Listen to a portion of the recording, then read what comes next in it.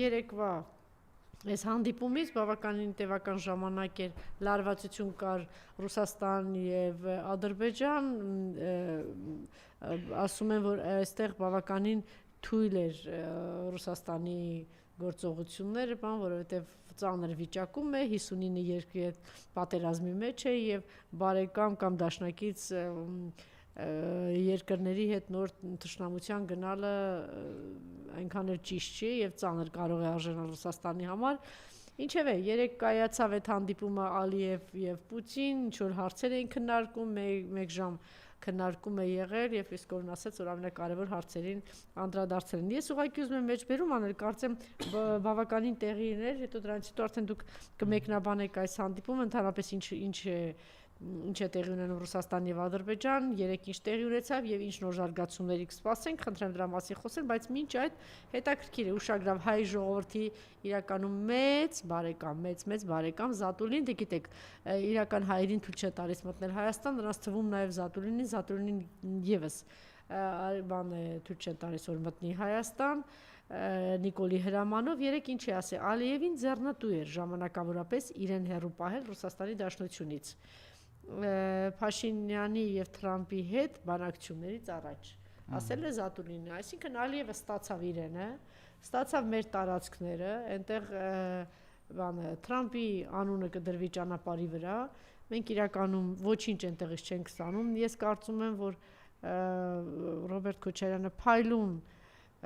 բացատրեց, թե իրականում ինչ է տեղի ունենում այս միջանցքի հետ կապված, իրենից առաջ նույն կերպ փայլուն նաև բացատրել էր Հրանտ Բագրատյանը, բայց քանի որ իրենք տաղանդավոր մարդիկ են, պետական մարդիկ են, իրենք նաև լուծումներ էին առաջարկում, օրինակ շատ կոնկրետ բան լուծումներ առաջարկեց Ռոբերտ Քոչարյանը, դե գիտեք ում է ասում, այս լուծումներ առաջարկեց նրա համար սիրելի հայրենակիցներ, որ մենք կարողանանք թուրքական ուժերից ազատագրվելուց հետո հավատանք եւ վստահենք, որ կան այս երկրում մարդիկ, որոնք իզորու են անգամ այս ողբերգական ծանր վիճակում, որ մեզ գցել են Նիկոլ այս թուրքական ուժերը, դեռ ելք կա, դեռ ժամանակ կա, գուցե մեզ ընդամենը 6 ամիս է մնացել, 8 ամիս չգիտեմ, բայց այնուամենայնիվ կա, այսինքն մենք դեռ սթափվելու տեղ եւ ժամանակ ունենք։ Եվ այսպես սրա մասին է ուզում դուք խոսեիք եւ այս ընթացքում այո Ադրբեջանը կարողացավ վերցնել,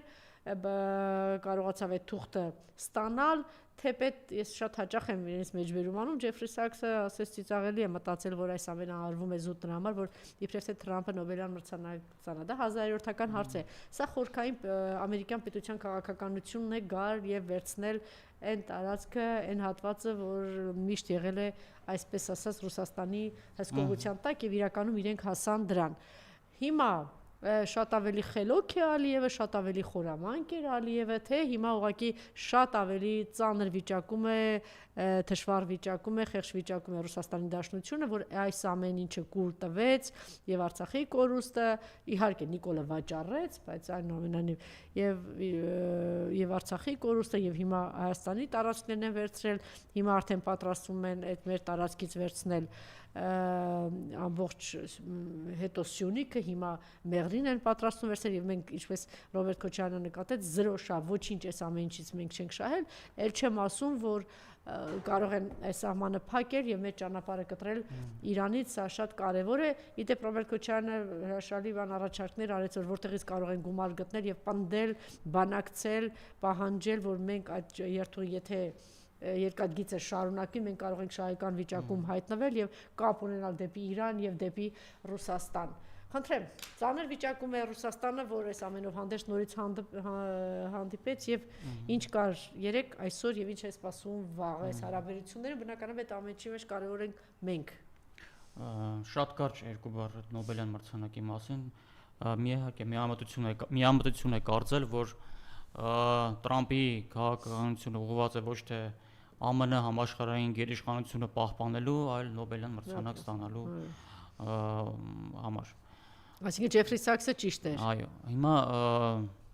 Ռուսաստանի ձեռնտու կլներ, որ Տրամփը ստանալ Նոբելյան մրցանակ օրինակի համար, որտեղ այդ քարոզչական թեզը կպայթեր։ Ասեմ դե ստացար, հիմա այդ հետ քաշվի։ Չէ, այդ հիմքով էլ քարոզություն չի կարող արևմուտքը իրականացնել։ Արևմտյան քարոզչությունը հիմնված էր նրա վրա, որ Տրամպը ինչ անում է Նոբելյան մրցանակ ստանալու համար։ Եթե արդեն ստացավ, էլ վերջ, այդ քարոզչական հնարքը վերջ արդեն պայթում էր։ Ուշակովը այսօր թե երեք Պուտինի օգնականը ասաց մենք կաջակցենք, եթե նման բան լինի, մենք կաջակցենք Տրամպի Նոբելյան մրցանակ ստանալուն։ Ռուսաստանի ձեռնտու կլիներ, որ այդ քարոզչական թեզը պայթեր, բայց Ամերիկան միամիտ չի, որ Տրամպին Նոբելյան մրցանակ տա։ Տվեցին Վենեսուելայի։ Իդեպ դա էլ է, չէ՞, Ամերիկան որոշում։ Նոբելյան մրցանակը, իհարկե։ Տվեցին Վենեսուելայի, կարծեմ, այդ օպոզիցիայի առաջնորդին։ Հիմա ինչ վերաբերվում է այդ Ալիևի եւ Ռուսաստանի հարաբերություններին, այո, ես համաձայն եմ դրա հետ, որ Ալիևը խնդիր ուներ շատ սահուն կերպով համեմատաբար ուղղակի, այսպես ասենք, փախչել նոյեմբերի 9-ի պայմանավորվածություններից, բայց դրա համար իրեն պետք էր սրել հարաբերությունները Ռուսաստանի հետ եւ դա ինքը արեց։ Այստեղ իհարկե արևմուտք Ադրբեջան շահերը համընկան։ Այսինքն արևմուտքն էր ուզում դա, որովհետեւ նոյեմբերի 9-ի պայմանավորվածությունները ըստ էության թղթիվերական, բայց կյանքում այդպես էլ չիրականացան, բայց փոխարենը այդ Տրամպի ուղին այդ համաձայնագիրը ստորագրվեց։ Հիմա արդեն Ալիևը կարող է դա անել, եւ քանի որ այս վերջերս էլ Միացյալ Նահանգները համստեղ են ակտիվ անում, համ Միջին Ասիայում են ակտիվ անում, դրա հետ կապված է հենց Պուտինի այս վերջի այցը Դուշանբե, այսինքն այնտեղ ինքը գնում է, որ տեսնի շոշափի ինչ վիճակ է եւ կարող է արդյոք մոտ ապագայում այդ կողմից եւս լինի հարված։ Այս ձեր հարցին, որ թույլ է թե թույլ չի, այս վերջերս այդ Պուտինին էլ հարցրեցին Վալդայում, որ Տրամպը Ռուսաստանին անվանել էր թղթե վագար, դա ինքն էլ ասաց ինչքանով է թղթե, եթե մենք, այսպես ասենք, ոչ ՆԱՏՕ-ի դեմ ենք պայքարում։ Տենց է, պատերազմի մեջ միշտ պաշտպանվողը ինքը ժամանակավորապես լինում է, որ որոշ ուղղություններով թույլատնում է իր պայքարը, որովհետև ունի ավելի կարևոր ուղղություններ։ Ասենք օրինակ, չգիտեմ, 1941-42 թիվ Մոսկվայի մատույցներում պայքարը պարզ է, որ ասենք բելարուսական ֆրոնտում կամ Ուկրաինայում այնտեղ ոչ մի բան չի կատարվում։ Ինքը այնտեղ օկուպացված, գրավված է։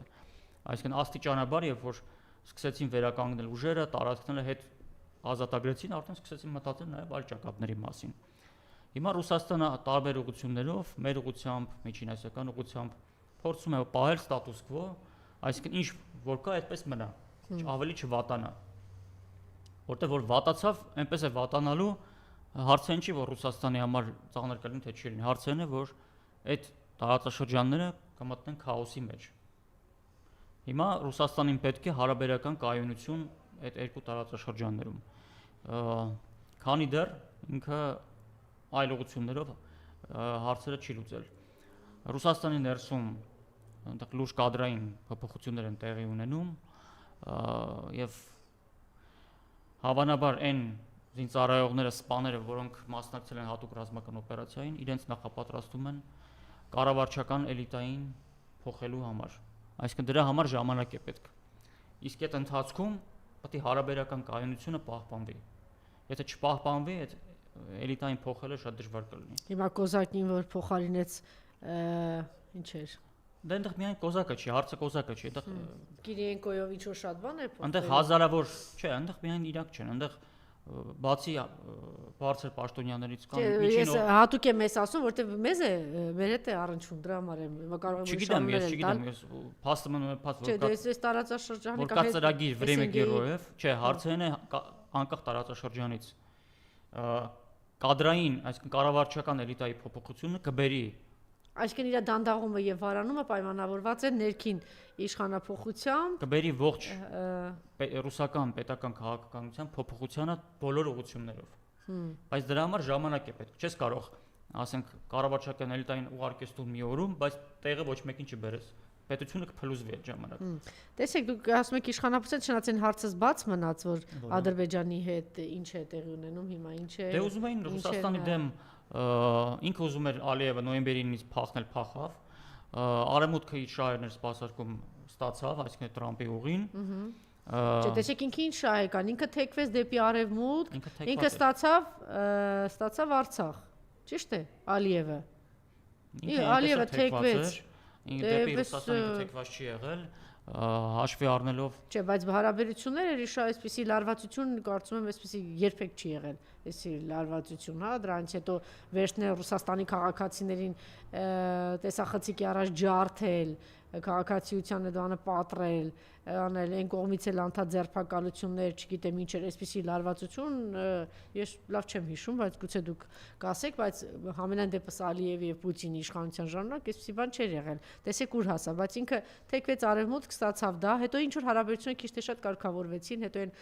ինքնաթիռի այդ պատմությունը ինչ որ որոշակի լարվածություն բերեց, հետո դրանից հետո ինքը նորից թեքվեց, հիմա տեսեք ինչ է, ինքը ստացավ այլևս նախ մարսեց ես կոնկրետ մեզ հետ կապված եմ ասում, մարսեց Հայաստանի Հանրապետությունից տարածքներ վերցնելը, դրա մասին հիմա բացարձակ 1040 կիլոմետր վերցրել է 3 Երևանի չափ տարածք, հիմա Ադրբեջանը վերցրել է, դրա հետ կապված ոչ մի ձայն չկա, հիմա արդեն մարսեցին, որ Հայաստանից մի մեծ կտոր է կտրել տարել, մեզ 0, ոչ մի բան մենք չենք ստանում, սա էլ մարսեց, հիմա նորից գնացել է դեպի Պուտին։ Չէ, դեպի Պուտին չի գնացել, ինքը ոնց կար արևմուտքը այնպես էլ մնացել է, այդ ռուսներին ջարդելը դեպս արևմուտքից են պահանջել պատերազմ է ընթանում։ Առայժմ շահեկան է դուրս գալիս, ստացել է այս կարճ ժամանակահատվածում մարդը շահեկան տարածքներ է ստանում, ինչ անում է, մարսում է միջազգային հարթակներում, նրանք են պաշտպանում, այստեղում էլ Ռուսաստանը առայժմ պատերազմի մեջ լինելով ոչինչ չի կարողանում անել, այսինքն բավականին ճկուն քաղաքականություն է, առնվազն այս փուլում Ալիևը բանեցնում։ Ինքը օգտվում է Ռուսաստան արևմուտք պատերազմից եւ իր համար շահեկան ձեռքբերումները վերցնում։ Հիմա օգտվեց, մյուս կողմից էլ ինքը շատ լավ հասկանում է, որ չի կարող թշնամանալ Ռուսաստանի հետ, որտեղ ինքն էլ է հաշվարկում, որ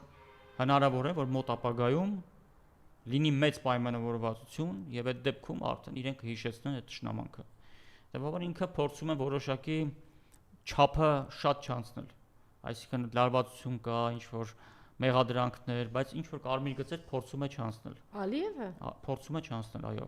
անվերադարձ չանցնել։ Չէ, ո՞րն է այդտեղ կարմիր գիծը, քաղաքացուն բռնես այդպես, չգիտեմ, ստորացնես, ջարդես, նվաստացնես, հա, բռնություն գործադրես, նկարահանես, ո՞րն է, էլի ինչ կարմիր գիծ կա։ Հապկի վերահսկողության տակ գտնվող տարածք առաջին հերթին սա հարված է, թիրախ է Ռուսաստանին մտնես այդ տարածք, վերցնես, զավթես, մարսես, ո՞րն է այդ կարմիր գիծը, էլի, որ ասում եք առայժմ փորձում է չանցնել։ Ուկրաինան անցավ, չէ, կարմիր գիծ, այսինքն ինքը անցավ Ուկրաինային մատակարարում, ինքը բացահայտվեց, որ անդադ բարեգործության այդ բանի շարաշությունների։ Դա Ռուսաստանն է որոշում կարմիր գծերը, որն է իր, բայց փաստ մնում է փաստ, որ այսօրվա դրությամբ Ալիևն ու Պուտինը նստում եւ խոսում են իրար հետ։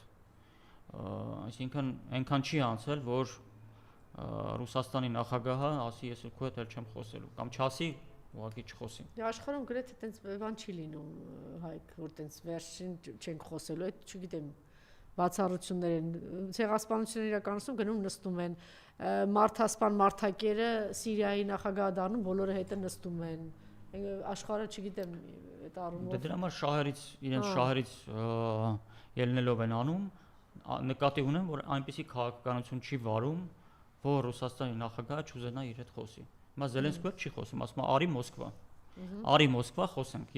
Մենք չենք հանդիպելու ոչ միտեղ, որտեղ ինքը նույնիսկ Զելենսկին հետ պատրաստ է խոսել, բայց Մոսկվայում։ Որտեղ Ուկրաինան որպես Ռուսաստանի մարզ ապագայում մարզպետը պետք է ինքը գա Մոսկվա խոսելու, ոչ թե նախագահը գնա մարզպետի մոտ խոսելու։ Այսինքն Զելենսկին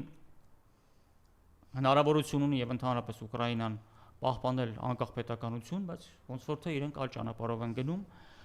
հետեւաբար Զելենսկին ինքը պետք է գնա Մոսկվա, եթե ուզում է խոսել։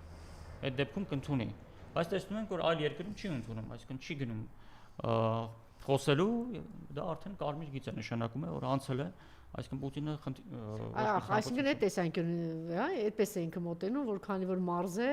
պետք է գա ինձ հետ խոսի։ Ապագայում լինելու է Մարս, ինչպես որ Ողջ Ուկրաինան։ ողջ Ուկրաինան պարտադիր չի մտնի Ռուսաստանի կազմ, բայց